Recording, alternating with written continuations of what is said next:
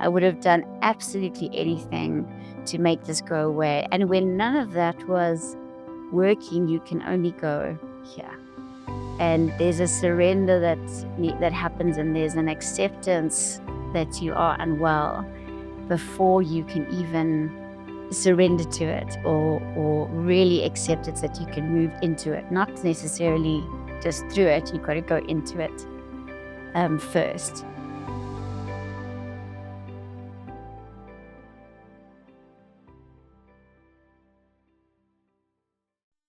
Through this whole situation, it was probably a year of being in different treatment with a couple of different doctors, and mostly from an exploratory point of view, like what is actually happening here.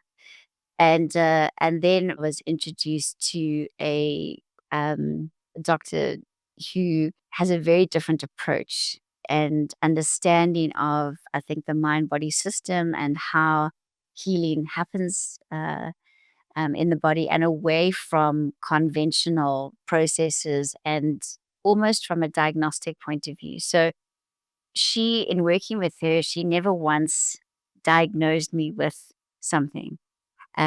She actually almost looked beyond that, as your body is presenting with something's going on for you, but there's something that we need healing happens almost behind that.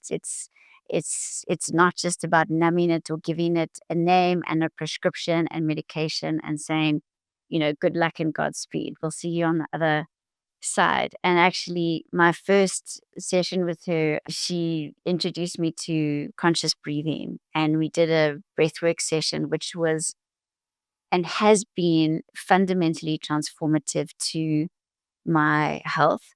And I think, to me as an individual, it was the first time lying there that I actually experienced my body beyond pain. And it was the most profound experience. I think probably one of the most profound experiences I've ever had is coming alive to and waking up to the power of my own breath. And I remember lying there with like a smile on my face and tears streaming down my face, almost in complete awe and wonder of this experience. Like, how is this even happening? How am I feeling this?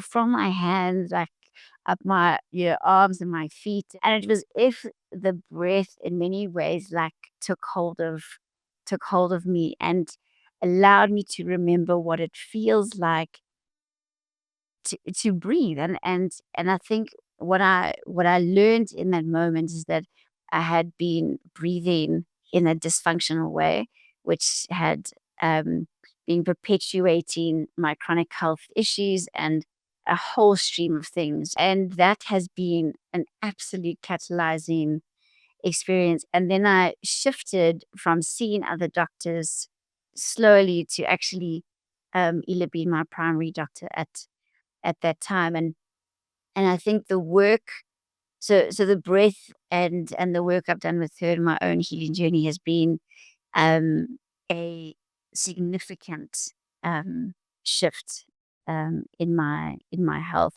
And I cannot begin to explain how grateful I am for the opportunity to come alive to the power of my own breathing, and how it has brought me into a deep awareness of my body. When my breathing changes, I'm completely aware of what is happening. I went from being completely prescriptive around everything to starting to actually feel my own body sometimes for the first time. And what is it communicating to me? Like, what are you saying? What are you asking for? I've had to go to some very deep, dark places within myself that have called for my attention, and that I think I have just like pushed to the side, or we stick them down here, or we don't look at it, or hurt we've experienced, or this and that.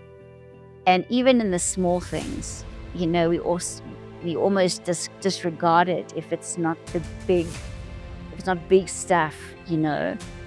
But where is there space for our story? And I think a lot of healing sits there for someone to see us and to witness us and to understand with compassionate, soft eyes that, okay, I see how this is. And through that, being witnessed by someone, you have the courage to go to those places within yourself. And then that becomes the work that you need to do.